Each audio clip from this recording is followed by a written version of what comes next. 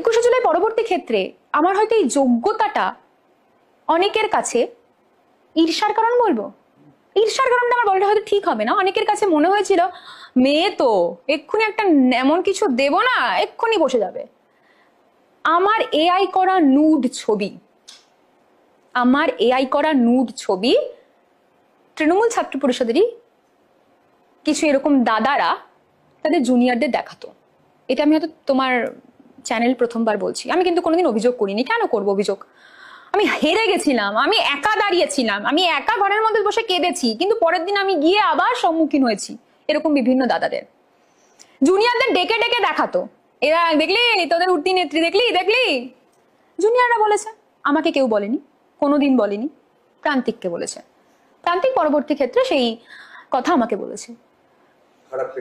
খারাপ লেগেছিল, খারাপ লেগেছিল শব্দটা তো আমি এখানে ব্যবহারই করবো না।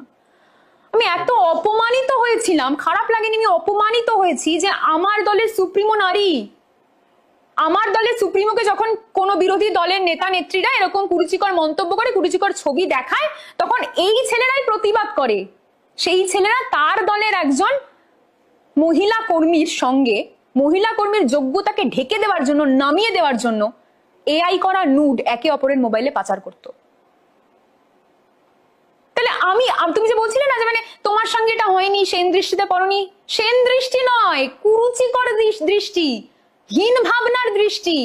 তাদের বাড়িতে মা বাবা আছে, তারা তাদের মায়েদের এরকম ছবি কি লোকের কাছে পাঠায় না বোনেদের এরকম ছবি লোকের কাছে পাঠায়? এইটাই হচ্ছে আসল সত্য।